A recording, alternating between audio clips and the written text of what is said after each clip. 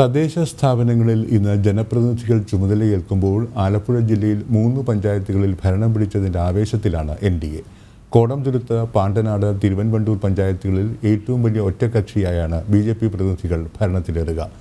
ചെന്നിത്തല പഞ്ചായത്തിലും മാവേലിക്കര നഗരസഭയിലും ഭരണം എൻ.ഡി.എക്ക് ലഭിക്കാനുള്ള സാധ്യതയും നിലനിൽക്കുന്നു. ആലപ്പുഴ ജില്ലയിൽ തദ്ദേശ സ്ഥാപനങ്ങളിൽ എൻ.ഡി.എ നടത്തിയ മുന്നേറ്റം ത്രസിപ്പിക്കുന്നതായിരുന്നു.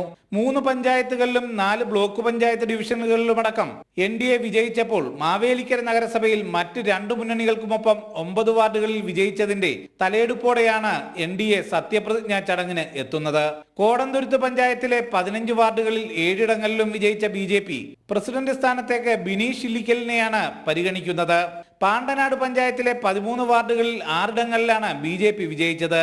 തുടർച്ചയായ 2ാം തവണയും ബി.ജെ.പിക്ക് ഏറ്റവും വലിയ ഒറ്റക്കക്ഷിയായി മാറാൻ കഴിഞ്ഞ തിരുവൻവണ്ടൂരിൽ 13ൽ 6 വാർഡുകളിലും വിജയിച്ചാണ് അധികാരം ഉറപ്പിച്ചത്. മാവേലിക്കര നഗരസഭയിലും ചെന്നിത്തല ഗ്രാമപഞ്ചായത്തിലും സീറ്റ് നിലയിൽ ഒന്നാമതുള്ള ബി.ജെ.പി. സ്വതന്ത്രരുടെ കൂടി പിന്തുണ ലഭിച്ചാൽ അധികാരത്തിലെത്തും. ഇതേസമയം സർക്കാർ സംവിധാനങ്ങളും സ്വാധീനവും ഉപയോഗിച്ച് ഇടതുമുന്നണി സ്വതന്ത്രരെ ഒപ്പം കൂട്ടാൻ ശ്രമിക്കുന്നുണ്ടെന്ന ആക്ഷേപമാണ് ഉയരുന്നത്. ചെന്നിത്തലയിലും മാവേലിക്കര നഗരസഭയിലും ഭരണമുറപ്പിക്കാൻ UDFും കിണഞ്ഞ് ശ്രമിക്കുന്നുണ്ട്. ജനം, ആലപ്പുഴ.